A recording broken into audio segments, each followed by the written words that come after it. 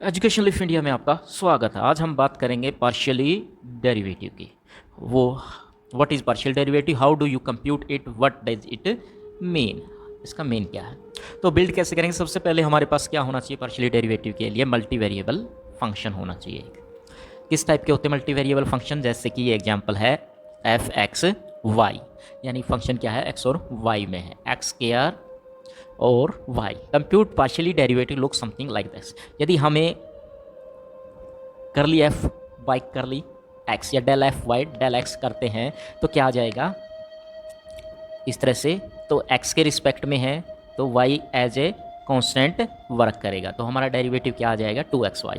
और यदि del y की बात करते हैं तो treat x as a constant take derivative, तो यहाँ पर y क्या x क्या आ जाएगा हमारा कांस्टेंट, तो x के इक्वल टू 1 इस तरह से। तो जो सिंबल है, सिंबल इस तरह का है, इसे क्या कहेंगे हम use as del. This partially derivative के लिए from ordinary single variable derivative, यानी सिंगल डेरिवेटिव जो वेरिएबल होता है डेरिवेटिव होता है उसमें हम डी का यूज करते हैं, यहाँ पर हम डेल का यूज करते हैं ताकि इनमें हमें डिफरेंस थोड़ा सा पता लग जाए कि हम करना क्या चाहते हैं मल्टी वेरिएबल। और should I say the differentiate them, the reason for a new type of derivative is, तो जो ये पार्शियली डेरिवेटिव है तो सिंगल वेरिएबल का जो डेरिवेटिव था उससे इसकी ज़रूरत कैसे पड़ी। When the input of a function is made up by multi variable, जब किसी फंक्शन में एक से अधिक वेरिएबल का इनपुट किया जाता है यानी वैल्यू रखी जा सकती है। We want to see how the function change, तो हम देखते हैं कि फंक्शन चेंज होगा। Let just one of those variable change while holding all the other constant. तो ये पार्शियल डेरिवेटिव की ज़रूरत कब पड़ी, जब एक तरह का एक फंक्शन एक वेरिएबल में चेंज आए, वन वेरिएबल चेंज, और जो अदर होंगे all other are like constant, तो क्या चेंज होगा फंक्शन, ये देखने के लिए हमें पार्शियली की जरूरत पड़ती है। With respect to 3 dimension graph you can picture the partially derivative. यदि 3 डिग्री का ग्राफ है, जैसे क्या आ जाए, जैसे हम मान लें z equal to F X और y, z को ये 3 डिग्री के 3 डायमेंशन ग्राफ हो गया। By scaling the graph of F with the plane represent a constant y value and measuring the slope of the result covering along the cut, तो यहाँ पर हमें जो y है उसकी एक सिंपल सी कांस्टेंट वैल्यू माननी पड़ेगी। जैसे कि ये है, यहाँ पर हमने y को की डायरेक्शन में वो काट दिया, एक स्लाइस काट दिया जिसमें हमने y को क्या मान लिया 0, तो यहाँ पर कर लिया x सॉरी डेल एफ और कर लिया x में क्या चेंज आया ये चेंज, तो ये स्लोप दिखाने के लिए हमें पार्शियली की जरूरत पड़ी। What is partially derivative? We'll assume you are familiar with the ordinary derivative. Ordinary derivative हम निकाल लेते हैं df by dx from a single variable calculus. I actually quite like this the notation for the derivative because you can interpret it as follow. हम single variable में ordinary derivative आसानी से निकाल सकते हैं, ये +2 में हम कर चुके हैं। तो पार्शियली में क्या है, interpret D X as much tiny change in X, तो डी एक्स क्या होता है जो एक्स में बिल्कुल थोड़ा सा चेंज होता है, और डी एफ क्या होता है very tiny change in the output of F, X के बिहाफ पे जो है हमें चेंज आता है।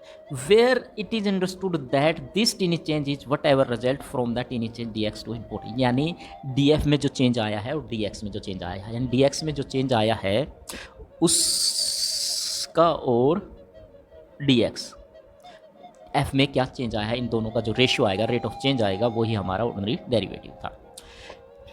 I think this initiative feel from the symbol, हम इसे पहचान सकते हैं D F by D x is one of the most useful taken away from the single variable calculus and when you really start feeling it in your bones. यदि आप single variable को समझ सकते हैं, सिंगल वेरिएबल में क्या आएगा आप समझ सकते हैं कि वहाँ पर एक सिंगल वेरिएबल है या उसको डेरिवेटिव सिंगल वेरिएबल के डेरिवेटिव को आप समझ सकते हैं ये इन योर बोन, तो आपके लिए जो पार्शियल डेरिवेटिव वो आसान हो जाएगा। When you applied the graph of f, you can interpret this ratio. हम ये ratio as the rise over run slope of the graph, तो हमें क्या मिल जाएगी उस पॉइंट पर उसका ग्राफ मिल जाएगा या स्लोप मिल जाएगी। तो ये जैसे ऐसे, तो ये ग्राफ है, यहाँ पर डी एक्स चेंज है, ये डी एफ चेंज है, तो क्या आएगा ये हमारा स्लोप है, ठीक है। तो input can only change along only axis. How does this work from multi variable function, multi variable में कैसे काम करता है, कंसिडर एक फंक्शन आएगा एक्स के, यदि हमें डेल एफ और डेल एक्स करना है तो यहाँ पर जो y है वो क्या हो जाएगा कांस्टेंट, तो आएगा 2x - 2y। और यदि हमें कर लिया del F by del Y निकालना होगा तो एक्स क्या आ जाएगा हमारा कांस्टेंट। तो आंसर क्या आएगा, ये तो आ जाएगा 0 और माइनस का 2x इस तरह से। There is nothing stopping us writing the same expression D F interpret it same way. यदि हम डेल एफ की जगह ये भी रख लेते हैं तो भी हमें कोई खास फर्क नहीं पड़ता। D X can be still represent a tiny change in the variable X which is how just one component of our input, यानी डी एक्स जो एक कंपोनेंट में चेंज हुआ है। D F can still represent the resulting change to the output of the function of X Y. तो देखते हैं जब मल्टी वेरिएबल फंक्शन होगा तो उसकी बहुत सारी डायरेक्शन होंगे, वो इस तरह से y की तरफ भी जाएगा, इस तरफ भी, इस तरफ भी, इस तरफ भी। तो हमें क्या करना है, जब हम सिंगल वेरिएबल पार्शियल डेरिवेटिव करते हैं तो हमें यदि x की तरफ चेंज करना है तो हम इस साइड के एरिया को ले लेते हैं, इस वाले को, और यदि हमें डेल y लेना है तो हम इस साइड वाले एरिया को इंटरप्रेट करते हैं fx के अंदर।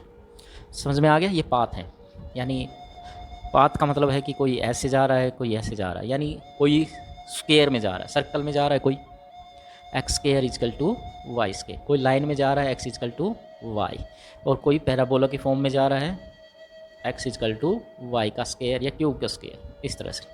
The partial derivative of F with respect to X, del F del X, partially F partially X, the partially derivative of X in the X direction, ये उसके नाम है, अल्टरनेटिव नाम है जो हम पढ़ सकते हैं। In most formally also think of D x or del x as really teeny change in the value of x is usually initiate. It is healthy to occasionally step back and remember that defining these precisely require introduction limit. After all, what specific small value would del x and 1/100th only 1 million, यानी small से small change आता है, वो कहता है इतना change आता है। तो हम देखते हैं the point of calculus is that we don't use any one tiny number but instead consider all the possible values, analyze what tends to the happen as approach the limit value। तो हमें क्या करना है, del F by del X, X में उसमें change आया तो कितना आया है, एच चेंज आया, तो लिमिट एच, तो x plus H minus F x not और एच, ये हमारा क्या हो जाएगा, पार्शियली डेरिवेटिव सिंगल वेरिएबल में ही। इसी तरह डबल आ जाएगा, यहाँ पर एच के बारे में, H is tiny value, h approaches 0 under the limit indicate that correct a very small value of h, जो लिमिट h approaches 0 करेंगे तो ये क्या आएगा, ये फंक्शन में चेंज है, क्या है, फंक्शन में change, F X note minus H में से एफ एक्स नोट कर देंगे तो आउटपुट में जितना भी चेंज आएगा टीन में उसकी बात करते तो रेशो आ जाएगा।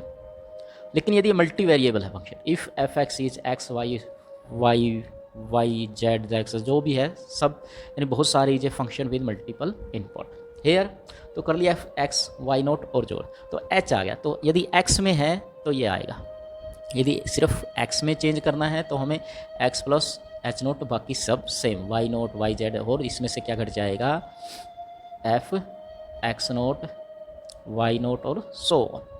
फिर सिमिलरली यदि वाई में है तो यहाँ क्या आ जाएगा, वाई का प्लस एच, इस तरह से। तो ये है कुछ प्रॉपर्टी हैं।